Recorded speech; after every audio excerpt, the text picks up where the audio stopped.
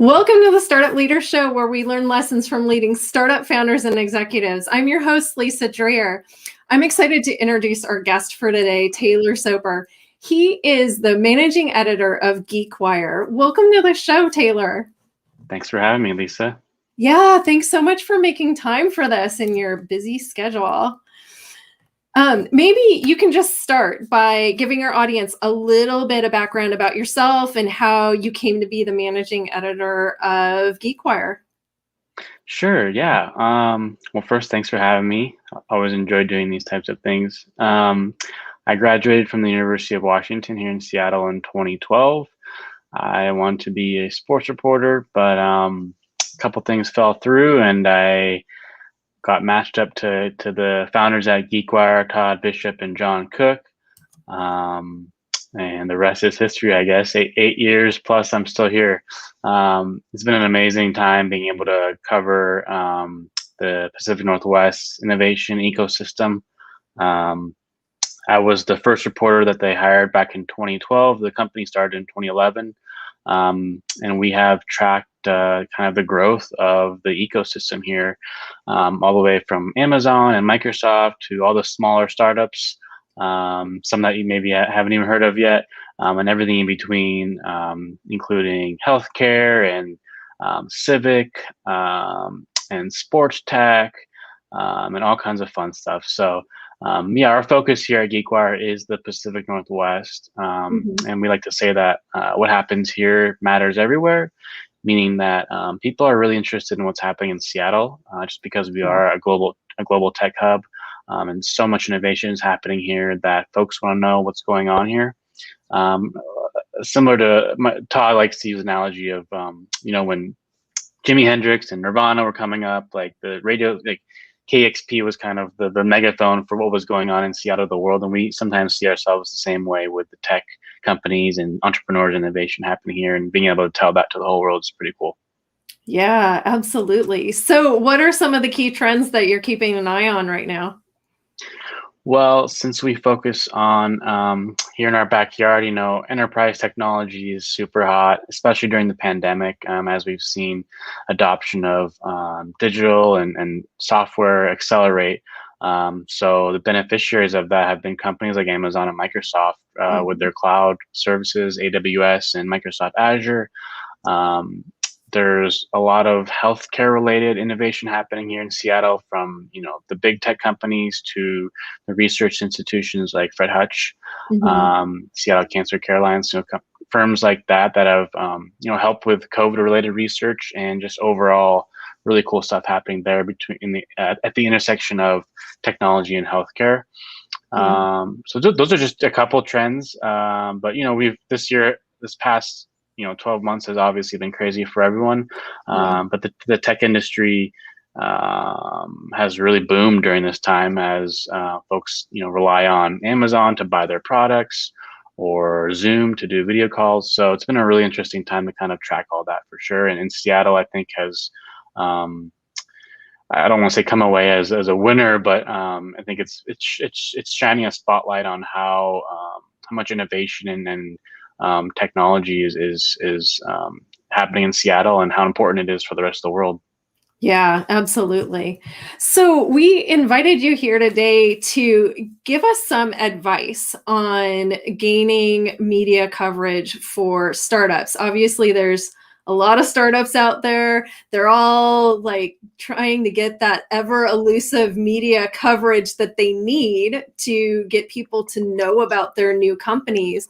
And so we wanted to have you here to talk a little bit about this, because you're the guy we're trying to get a hold of, right? Yeah, yep, you are. Yep, I definitely get a lot of emails every day from all kinds of I can only imagine. I can only imagine. So let's start by just talking about, what are some of the biggest keys to getting that press coverage when you're a completely unknown startup? Yeah, I mean, there's a lot of different ways we can go with this. At the end of the day, you have to have a good story, and I think that's true for reaching out to reporters. I think it's also true for pitching investors, or pitching, potential employees. You have to have a good story, and you have to be able to tell it. They call it the elevator pitch. You really got to be able to tell your story in a very concise and convincing way that's compelling for your audience. So at the end of the day, it really matters about your story. Now, from there, it depends on what you're trying to get. In the case of press coverage, I and this might not be great for my own personal good, but if I step into the founder's shoes, I think it's important for the founders and CEOs to just focus on your product and finding product market fit and getting customers and really building your company up before you prioritize PR. Mhm. I do think PR is important and it can help. But I've seen a lot of companies sink too much time into it at the beginning when their website maybe doesn't work or their app doesn't work and their name gets out there, and then customers try to get on and use the product, and your brand has been tarnished after all that work. So firstly, I would say I think your timing matters for PR, and you have to have something to talk about. So if you're just starting, it's very tough to get a reporter's attention unless your co-founder is a two-time had sold two companies to Amazon and is a Yeah. billionaire, and now he or she is starting a new company. Well, that's we would write about that because those are really compelling angles, and our readers care about that. But if you're a first-time entrepreneur, haven't done, you were at maybe Microsoft for 10 years, it's kind of hard for us to find a good angle there that our readers are really going to be interested in. So you got to find the right angle. Now, for us, for startups, I like to look at, who's raising money. I don't think that's the only barometer for success, but to us and to our readers, I think it's an indication that this is a company to watch. So a Mhm. lot of times when we cover very early stage startups, it's because they've raised money.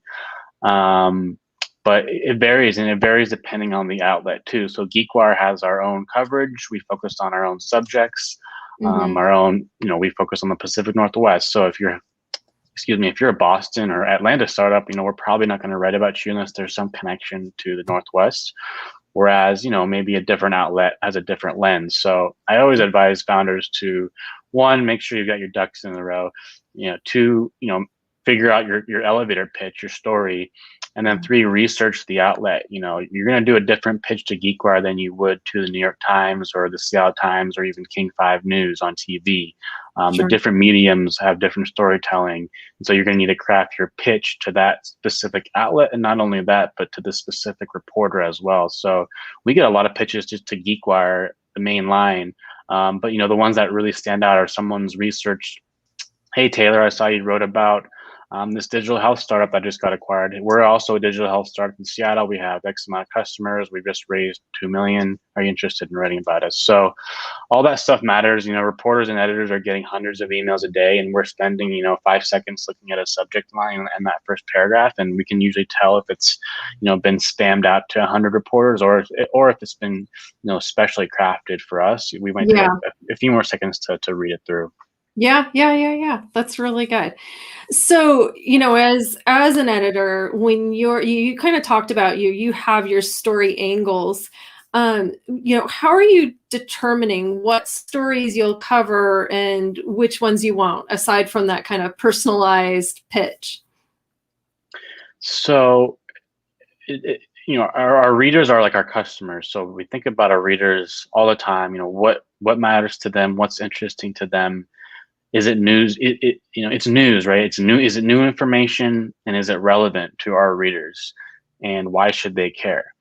If every startup has some kind of unique angle, but if we wrote about every single company every single day, we'd go crazy, right? And our readers would too. They get overwhelmed. So we're really looking for unique angles and new information Mhm. that hasn't been reported elsewhere.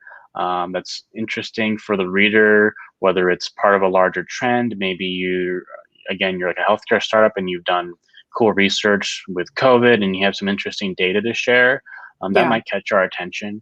Or perhaps you've doubled your headcount in the last 6 months, and you're growing super fast, and you have Amazon as your first customer. That might catch our attention.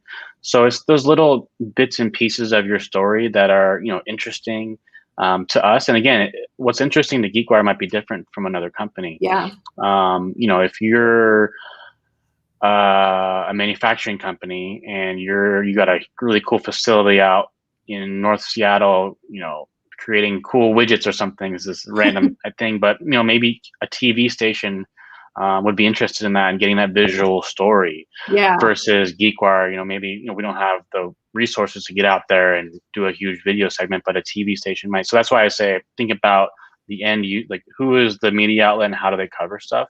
Hmm. But to answer your question, yeah, it's just those. Is it new? Is it relevant to our readers? And is it compelling? Is this going to be interesting for our readers to read and for us to write about? Because there are so many companies out there and so many potential stories that you're right. We do have to kind of dwindle it down. Yeah. But it comes down to kind of what I said about news, newsy, new information, and relevant to our readers. Yeah, that's good. That's good.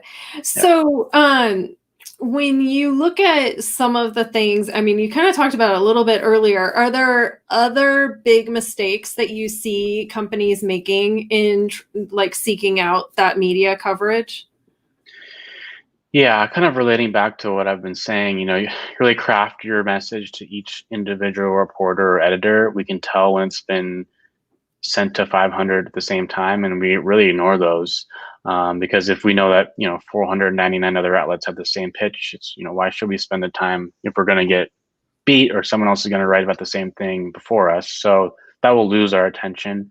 Yeah. Um, in terms of other no-nos, I would learn about embargoes. A lot of times companies will get their press release ready and then create an embargo, and that basically means, hey, we have information, we want to share it with you, but we don't want you to publish it until next week at 7 a.m. Are you okay with that? So that creates an agreement between the reporter and the company.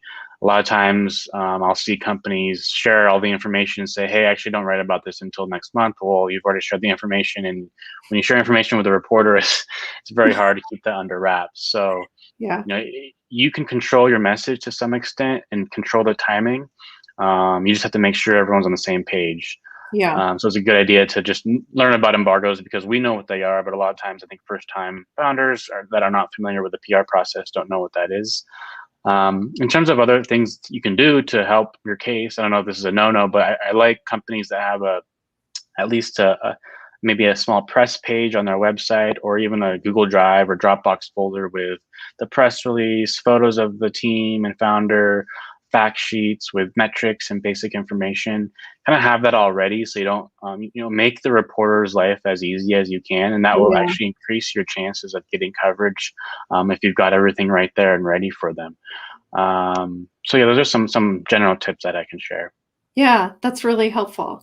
So, are there things that we could be doing to make sure that our news is actually newsworthy? Yeah, I think I would try to avoid stuff like I know I mentioned growth metrics as something like catch our eye, but a lot of times we'll get pitches like, company XYZ just signed their 10th customer, um, and their revenue's up 2x from this year. And I know maybe I'm contradicting myself, but so many companies are doing well and they're Yeah. growing. But that's kind of boring to us. Like we need some other hook. So for us, a lot of times, again, that's investment. But other times, maybe you've just got a really cool CEO who has a really cool background story, and it's more of a people angle versus the numbers that might catch our eye. Um, so it's just trying to find what is your story and what is the unique angle, what makes you special and different. What's your secret sauce? I always ask that question to founders because it's always gets an interesting answer. What kind of separates you from the pack? Yeah. It's a lot of the same questions that you'll be answering before you go talk to an investor. In a lot of ways, there's a lot of similarities between pitching an investor and pitching a reporter. Yeah. You're really just selling that story. And so it's those details that are just compelling. If you were talking about your company to your friends or your family, what would you say and what are the things that you'd point out? Those are probably some of the same things you'd want to put in your pitch. Yeah. Oh, that's really good advice. So, when you're thinking about the companies that you've covered over the years, what have they done that, they managed to get your attention?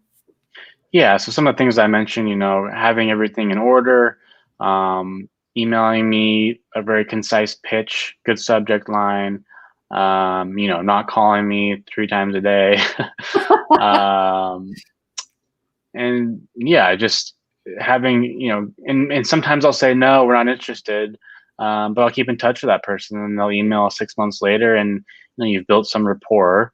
So it's good to just get in touch with folks. And we can tell when someone's taking the time and they really care about getting coverage in Geekwire versus kind of spamming hundreds of others.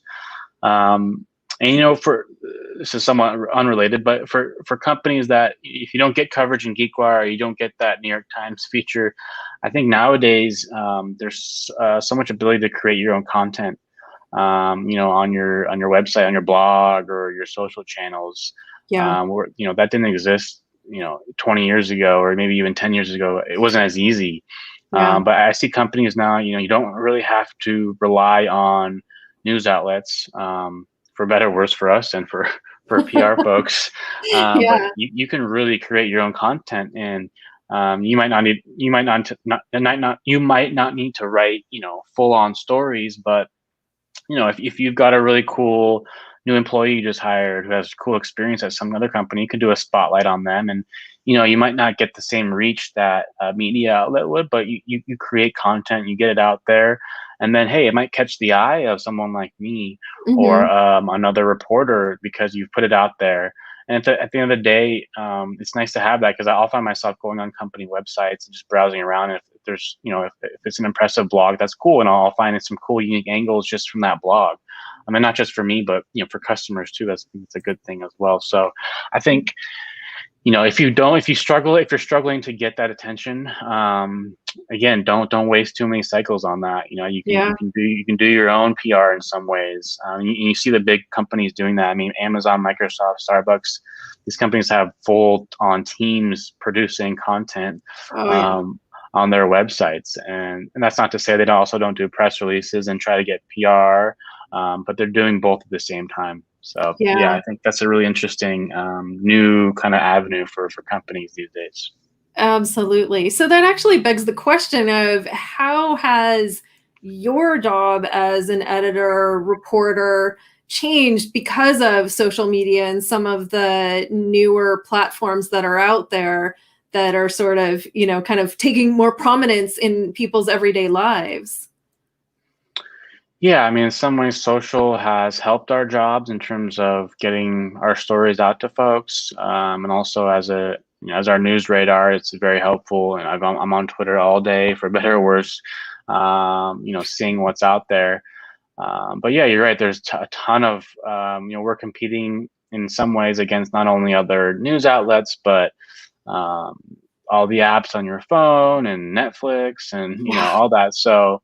But we don't focus too much on competition in that way. I mean, we do. Sure. We're competitive. That's one of our core values, and we want to get the first story and have the exclusive. Yeah. And we want to be first. That still matters, I think.